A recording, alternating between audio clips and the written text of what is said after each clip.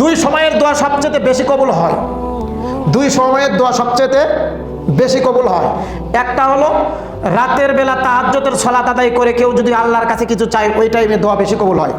আর একটা হলো 5 ওয়াক্ত ফরজ সালাতের পর কেউ যদি আল্লাহর কাছে কিছু চায়, ওই টাইমে দোয়া বেশি কবুল হয়। এখন আমরা তো ফরজ পড়ার পরে ঠাস করে উঠে দৌড় মেরে চলে যাই, সুন্নতেরও সময় নেই।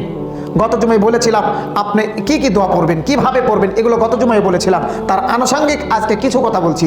সম্মানিত মুসলিম কিরাম, বিনীতভাবে অনুরোধ করে বলছি, সালাত আদায়ের পর কোনোভাবেই উঠবেন না। সালাত আদায়ের পর কোনোভাবেই উঠবেন না। আগে দোয়া পড়বেন। কি দোয়া পড়বেন? সালাম ফিরে পড়বেন আল্লাহু আকবার, আস্তাগফিরুল্লাহ আস্তাগফিরুল্লাহ আস্তাগফিরুল্লাহ, পড়া শেষ।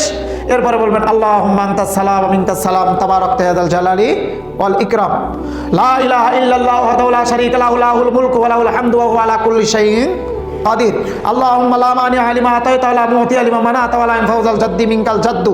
এগুলো পারেন আপনারা, এগুলো বলবেন।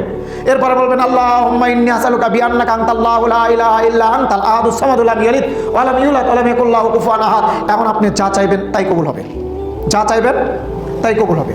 শুধু চাইতে দেরি, দোয়া কবুল হতে আর দেরি হবে না। এখন এই পর্যন্ত তো আবার ধৈর্য থাকতে হবে। আমাদের ধৈর্য নেই যে, এই জন্য আমাদের দোয়া কবুল হয় না।